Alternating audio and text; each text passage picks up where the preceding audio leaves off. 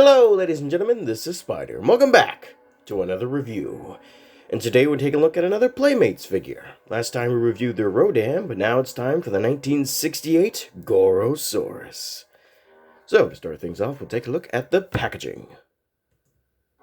So, here we have the packaging.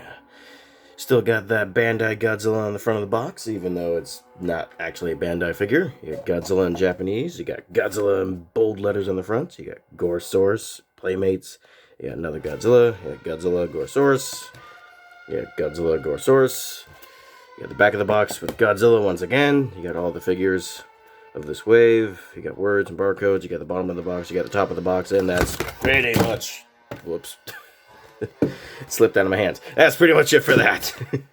Alrighty, on to the figure.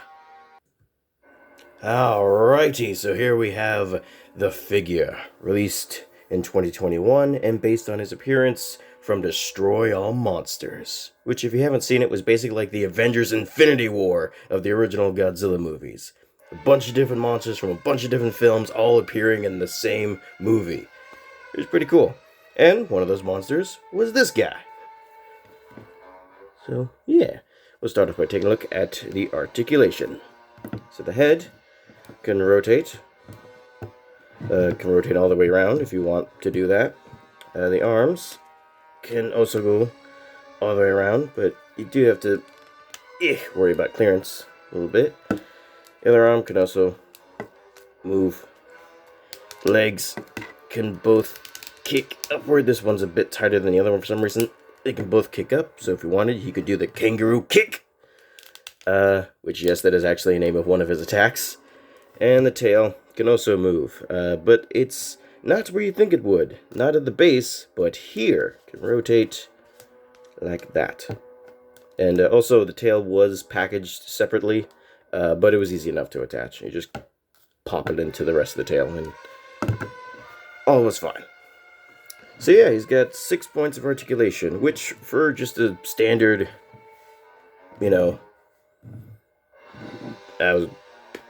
sorry, couldn't speak for a second. For just a standard Godzilla figure, that's pretty nice. You get 6 points, that's pretty good. Also, be aware that when you do turn the figure's head, it does reveal these flat parts of the sculpt.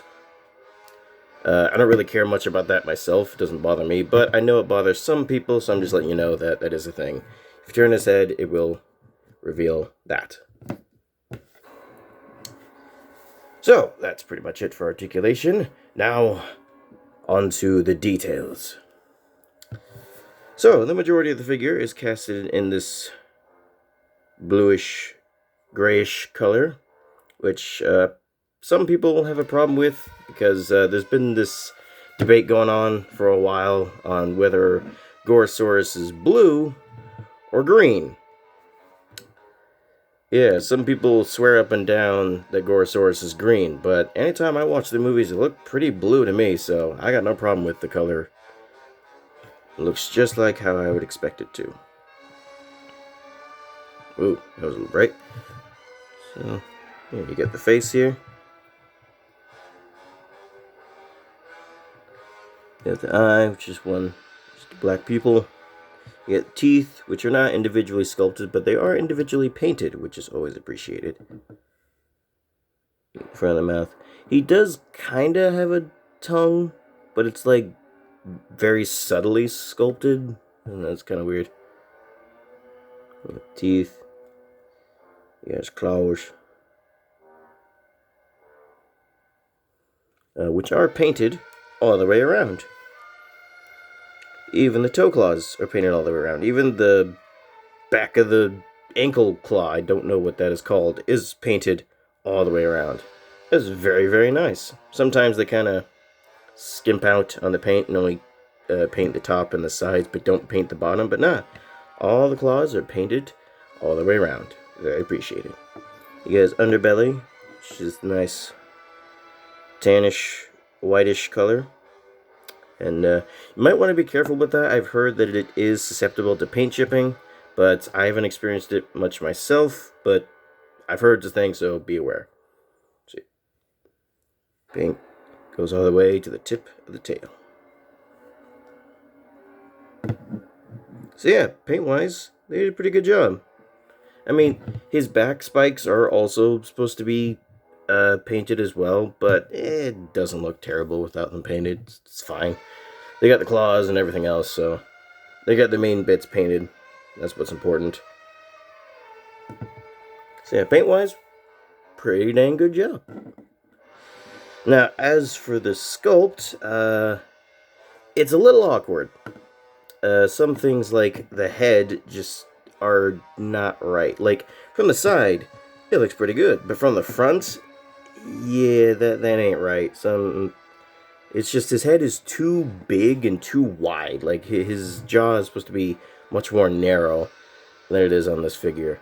But even though it is inaccurate, it's not terrible. It doesn't look bad. It's just a little awkward. Another thing that's kind of awkward is his posture. It's not super obvious at first, but if you look at him from the... Hang on, let me raise up the camera here. Just a little bit so you can see what I'm talking about a little bit more. You can see here that his shoulders are not aligned, and neither are his hips. Yeah, and you can kind of see even, like, his head is kind of, like, tilting to the side.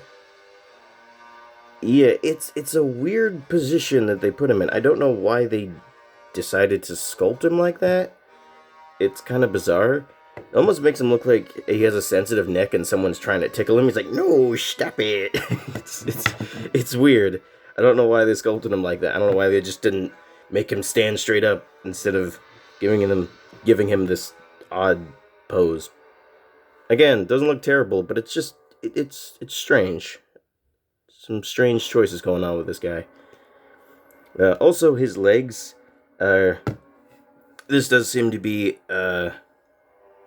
different depending on the different figures that you may get, but you can kind of see, like, his legs kind of go inward a little bit, so, like, he doesn't stand flat on his feet.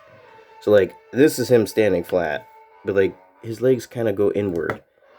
And depending on your figure, it might be better or it might be worse. I don't know, sometimes the figures are, like, all scrunched together like that, and it looks weird. I don't know why that happened, but yeah, it's odd.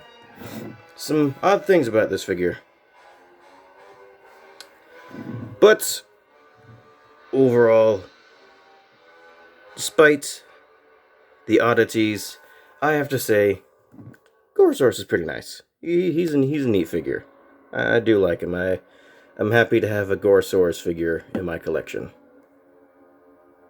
He's pretty cool. Pretty cool.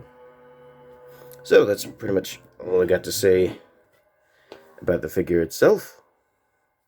Now, on to the size comparisons. Alrighty, so to start off the size comparisons, as always, here it is with a Lego minifigure. With a Pack Destruction minifigure Mothra.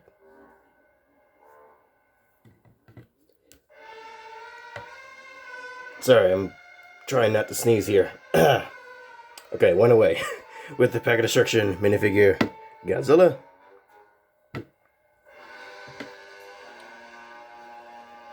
With the Playmates Jet Jaguar. With the Bandai Creation 54 Godzilla from 2002. With the King Kong 2005 Kong vs. Venatosaurus Kong figure. And for any of you wondering why I'm comparing Kong with Gorosaurus, is because Gorosaurus' first appearance was actually in a Kong film. Specifically, King Kong Escapes from 1967. So yeah, Gorosaurus is one of the few monsters who can claim to be both a Kong and Godzilla monster at the same time. The more you know. Anyway. And finally, here we have it with the previous review, the Playmates Rodan. As you can see, Rodan is a bit taller than Gorosaurus, but that is technically accurate. Because the Showa Rodan suit was a bit taller than Godzilla, and Godzilla is a bit taller than Gorosaurus. And I'm pretty sure that the original Rodan is same height, or supposed to be the same height as Showa Rodan, so yeah, that works out. Alrighty, now that's done. Measuring time! Almost called it the wrong thing. So here we have the figure's height here, and yeah, it's about 5.5 inches. I think, right? Did I read that right? Yeah, alright, just make sure. So yeah, about 5.5 inches. Not too bad, not too bad.